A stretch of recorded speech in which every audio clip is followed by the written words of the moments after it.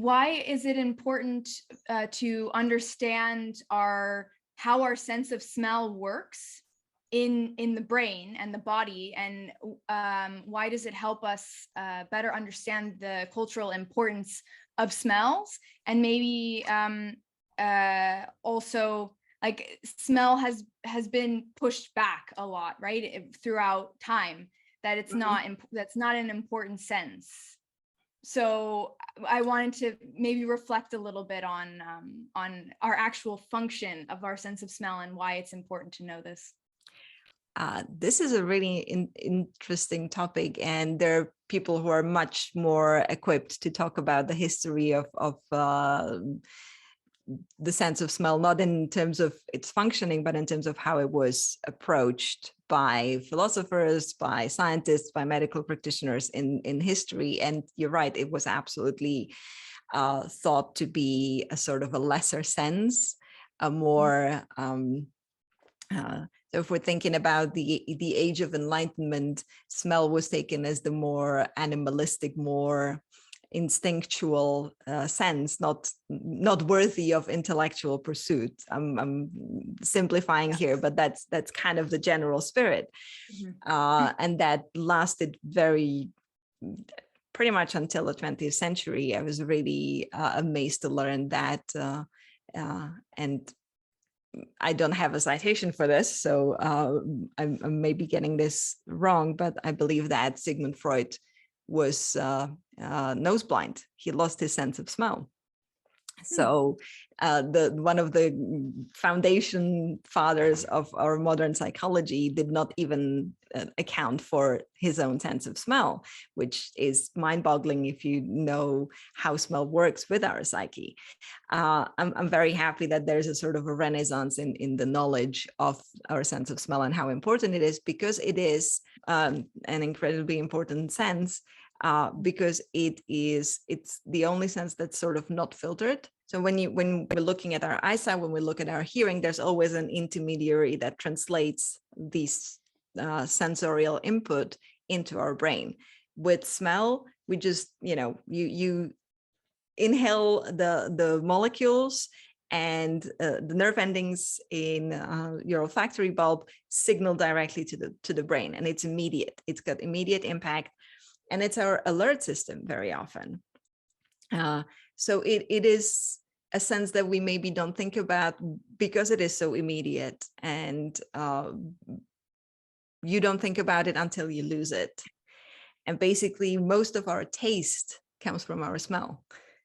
If you've lost your sense of smell, or if you maybe even temporarily, because you have a bad cold and your nose is all congested, you know that nothing tastes right because you lost that sense of smell. So it's an alert system. It's a huge part of how we experience food and how we experience taste.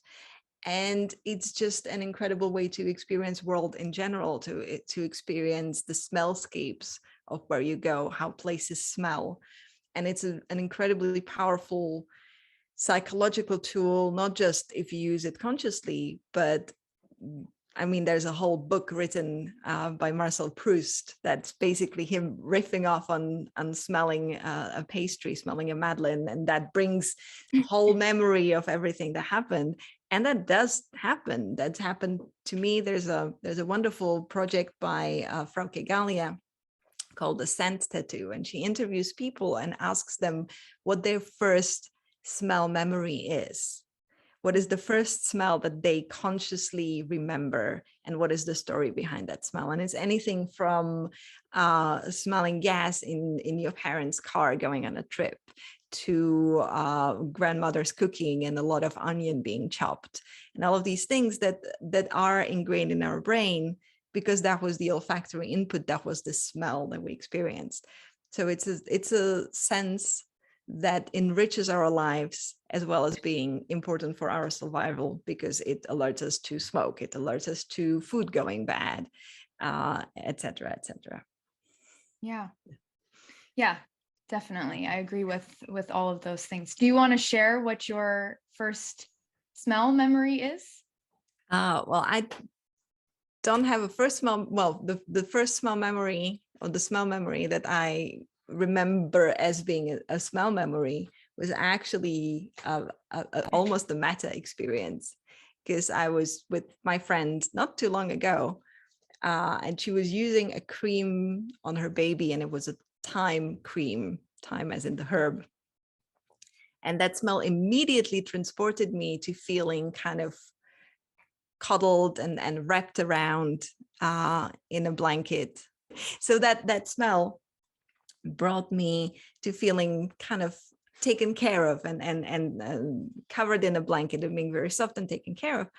And then I, a bit later, called my mom and said, "Mom, did we use anything that smelled like that when I was a child?" And she said, yeah, that's, we used this thyme cream from this company. It was the same thyme cream. This was about maybe 15, 20 years apart. First of all, the brand is very consistent in keeping the formulation the same, so the smell is the same. But that was a thyme cream that we used when I was, I don't know, 4 or 5 years old for coughs. And so smelling it with my friend triggered that memory back. And I thought, oh yeah, well, that's powerful. Yeah, it's so incredible how that happens, right? Because it Yeah. happens, like, I can't tell you an exact memory or like what the first smell is. I couldn't tell you, but I'm sure if I was outside, walking around and you smell things, you're like, Yeah. oh, that reminds me of something, right? So it's Yeah. pretty amazing, that connection. Yeah. That we make. Like the hand cream your grandma used, that's Yeah. a friend of mine said he needed to buy a candle in IKEA because it reminded him of the cream that his grandmother used when he was a boy. So it's, it's these connections that happen through our sense of smell.